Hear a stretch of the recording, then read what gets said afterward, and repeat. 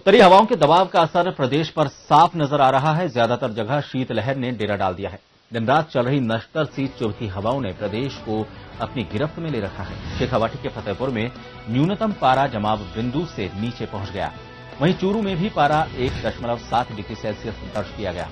फतेहपुर कृषि अनुसंधान केंद्र प्रभारी डॉक्टर बीएल शर्मा का कहना है कि इससे पहले केंद्र पर 2005 में न्यूनतम तापमान 0.5 डिग्री सेल्सियस रिकॉर्ड किया गया। कृषि अनुसंधान केंद्र पर गुरुवार को न्यूनतम तापमान -1 डिग्री और अधिकतम 25.5 डिग्री सेल्सियस दर्ज किया गया। फतेहपुर और चूरू, शिमला और माउंट आबू से भी ठंडे रहे। पारे में अचानक गिरावट आने से खेतों में बर्फ जम गई। सर्दी का असर अचानक बढ़ने की वजह है बादलों का असर कम होने के साथ आसमान साफ होना। मौसम विशेषज्ञों के अनुसार 2 दिन से शेखावाटी में उत्तरी हवाओं का दबाव बढ़ गया है। वहीं बादल छटने से नमी बढ़ गई है। मौसम विभाग की रिपोर्ट के अनुसार प्रदेश में 14 और 15 दिसंबर को बादलों की आवाजाही होगी। शेखावाटी सहित कई स्थानों पर मावठ होने की संभावना है। इससे तापमान में गिरावट के साथ अगले सप्ताह सर्दी तेज होने के आसार बन रहे हैं।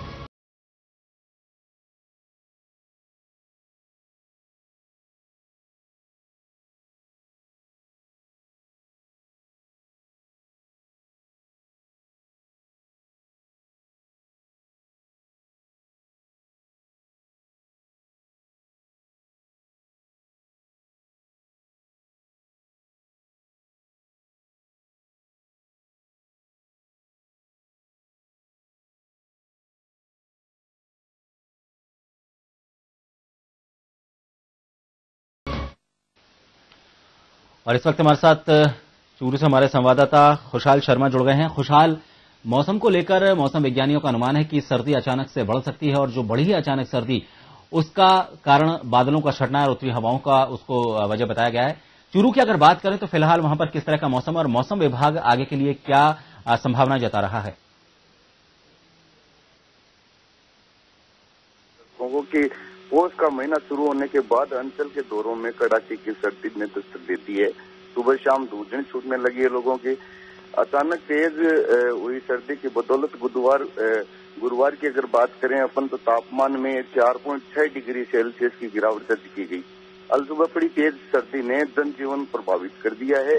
खुले इलाकों में तेज सर्दी से के कारण लोग देर तक रजाई में डूब के बैठे हैं। धूप के बावजूद सुबह 10 बजे तक 9 बजे तक अभी तक कोई भी जनजीवन यहाँ पर देखने को नहीं मिल रहा है। लोग बाग घरों में ही अपने बैठे हैं। अगर बात करें मौसम विभाग की तो मौसम विभाग ने भी 15 तारीख तक को कहा है कि 15 तारीख के बाद ओस और धुंध आने शुरू हो जाएगी। जी प्रभात बताएं। खुशहाल, ग्रामीण इलाकों में जो खेतों में असर पड़ने वाला है उसको लेकर क्या पूर्वानुमान लगाया गया है मौसम विभाग की तरफ से, क्योंकि किसानों के लिए सबसे बड़ी समस्या पैदा हो जाती है, उनकी फसल को लेकर उन्हें दिक्कत होने लगती है। जी प्रभात में यहाँ दर्शकों को बताना चाहूंगा कि राजेंद्र सिंह जी लावा उपनिदेशक हमारे कृषि विभाग चूरू के उपनिदेशक हैं, तो उन्होंने भी कल यही बताया कि सर्दी बढ़ने से फसल की पैदावार अच्छी होने की संभावना है। इस सर्दी से नुकसान कुछ भी नहीं होगा। गेहूं, जौ, चना के सबसे ज्यादा फायदा होना है इस जो सर्दी की बदौलत जो नमी जो जमीन में मिलेगी। बिरानी इलाका है, यहाँ पर फायदा ही होना है जो फसल की अगर बात की जाए तो।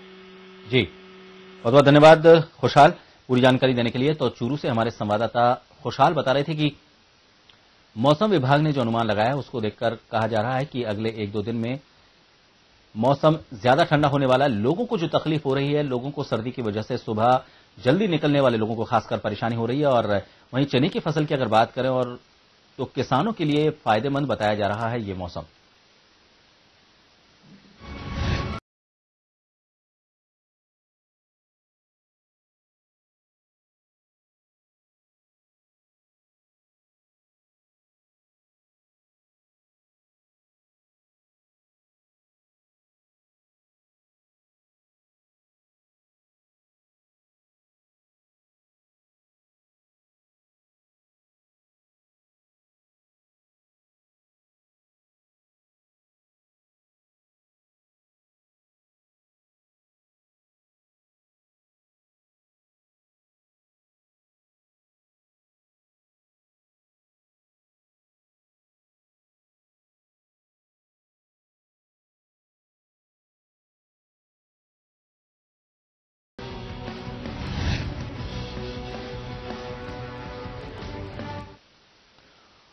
और इस वक्त फतेहपुर शेखावाटी से हमारे संवाददाता हरि सिंह राठौड़ हमारे साथ फोनलाइन पर जुड़ गए। हरि सिंह, फतेहपुर शेखावाटी की अगर बात करें तो माइनस से नीचे पारा चला गया है, मौसम विभाग का क्या अनुमान है?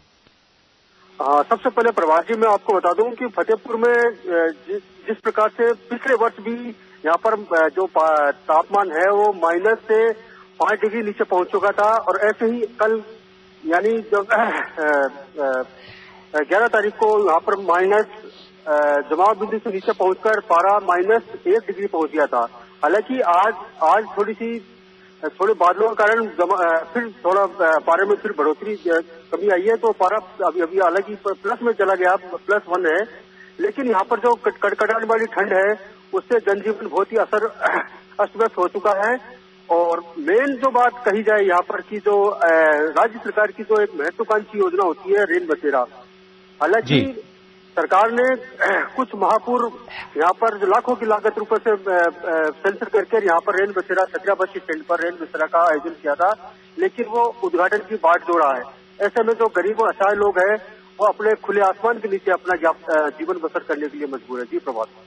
हरि सिंह, अगले कुछ दिनों की अगर बात करें तो मौसम विभाग क्या अनुमान दे रहा है? क्योंकि ग्रामीण इलाकों की अगर बात करें और शहरी इलाकों की बात करें तो दोनों जगह अलग अलग असर होता है, लेकिन ग्रामीण इलाके में सबसे ज्यादा इसकी मार झेलनी पड़ती है। लोगों के खुले इलाके होते हैं, खेती होती है, उसकी वजह से वहां पर ज्यादा नीचे पारा जाता है।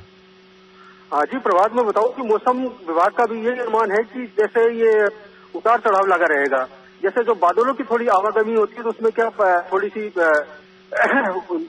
जिससे मतलब ठंड में थोड़ी सी कमी आती है, लेकिन मौसम विभाग का कहना है कि कुछ अभी आने वाले दिनों में कुछ ठंड फिर अपना असर दिखा सकती है और टेम्परेचर फिर प्लस और माइनस में जा सकता है।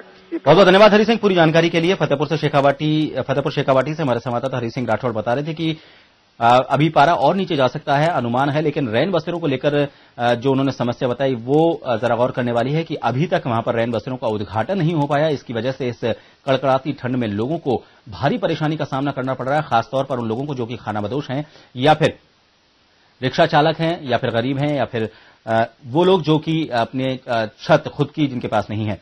और अब सीधा रुख करेंगे भरतपुर का, हमारे साथ जुड़ चुके हैं फोनलाइन पर हमारे संवाददाता शिव कुमार वशिष्ठ। शिव, भरतपुर की अगर बात की जाए तो भरतपुर में भी कमोबेश यही हालात हैं, जो पारा है वहां पर भी काफी नीचे चला जाता है और चूंकि खुला इलाका है, खेती काफी बड़े स्तर पर वहां पर होती है, तो मौसम विभाग का अगले कुछ दिनों को लेकर क्या अनुमान जताया जा रहा है? जी मैं बिल्कुल बताना चाहूंगा प्रभात, तो भरतपुर का तापमान 4 डिग्री पर पहुंच गया है और लोग अब सर्दी से कपकपाने लग गए हैं। और मौसम विभाग का कहना है आने वाले दिनों में और भी पारा गिर सकता है। जी प्रभात।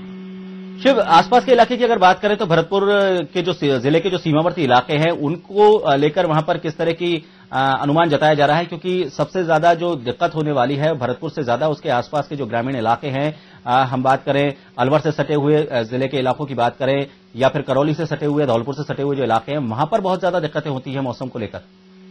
जी मैं बिल्कुल बताना चाहूंगा, ये अलवर की तरफ और करौली की तरफ और इधर हमारे यहाँ ये भरतपुर से यूपी का होता है, आगरा है, मथुरा है, इधर भी सर्दी का असर अब बढ़ने लगा है और उसका सीधा असर भरतपुर पे ही देखने को मिल रहा है। और सुबह के समय अगर देखा जाए तो जो इस टाइम जो किसानों की फसलें हैं उन पर ही पारा जमा हुआ दिखाई देता है और ओस उन पर जमी हुई देती है, पेड़ पत्तों पर भी ओस जमी हुई देती है। जी प्रभात। बहुत बहुत धन्यवाद शिव पूरी जानकारी के लिए। और अब श्रीगंगानगर से हमारे संवाददाता द्वारिका प्रसाद हमारे साथ फोनलाइन पर जुड़ गए हैं। जी द्वारिका प्रसाद, बताएं क्या मौसम का अनुमान है गंगानगर को लेके? उत्तरी इलाका है राजस्थान का, वहां भी सर्दी का अच्छा खासा असर देखा जाता है। जी प्रभात जी, गंगानगर की माने तो यहाँ पर पिछले 2 दिनों से लगातार ठंड दिन प्रतिदिन बढ़ती जा रही है। क्षेत्र के अंदर लोग बाग शाम रात की टाइम के अंदर अलार्म सबके नजर आ रहे हैं, तो सुबह 10 बजे तक सूर्य का नाम नहीं ले रहे हैं। तो कल पूरे दिन बादलवाई होने की वजह से पूरे दिन अच्छी खासी ठंड थी। जी द्वारिका प्रसाद जी, क्या कुछ व्यवस्थाएं प्रशासन की तरफ से उन लोगों के लिए की जा रही हैं जो लोग अपनी छत की व्यवस्था नहीं कर पाते हैं? खानाबदोश लोगों की बात करें या फिर उन लोगों की जो कि रिक्शा चालक होते हैं, उनके लिए जो रैन बसेरे की एक व्यवस्था का प्रावधान तो सरकार की तरफ से है, लेकिन अभी हमारी बात चल रही थी फतेहपुर शेखावाटी में, वहां पर दिक्कत यह है कि अभी तक उद्घाटन नहीं हो पाया है उन कैंपों का, इस वजह से लोगों को बड़ी परेशानी हो रही है। श्रीगंगानगर की बात करें तो क्या कुछ इंतजाम प्रशासन की तरफ से इन लोगों के लिए? शिवाजी प्रशासन की बात अगर करते हैं तो उन्होंने आनंद कॉलोनी के अंदर एक बार रेल बसेरे तो जरूर बनाए हैं, लेकिन बस स्टैंडों पे, रेलवे स्टेशनों के ऊपर यहाँ पर ऐसे कोई भी बोर्ड या कोई दिशा निर्देश नहीं दिए हैं कि यहाँ रेल बसेरा है और यहाँ रेल बसेरा होने की अगर किसी को कोई परेशानी हो रही है, कोई रिक्शा चालक है या कोई बेसहारा लोग है, तो वहां तक पहुंचाने के लिए कोई ऐसी व्यवस्था भी नहीं की। जी बहुत बहुत धन्यवाद। द्वारिका प्रसाद हमारे साथ जुड़ रहे थे, श्रीगंगानगर से फोन लाइन पर मौजूद थे। उनका कहना है कि मौसम की जो मार है वो वहां पर भी काफी बड़े स्तर पर देखी जा रही है। लोगों को ठंड में बाहर निकलने में मुश्किल हो रही है। सूरज अपनी गर्मी नहीं पहुंचा पा रहा है लोगों तक, इसकी वजह से लोग ठंड में ठिठुरने को मजबूर हैं।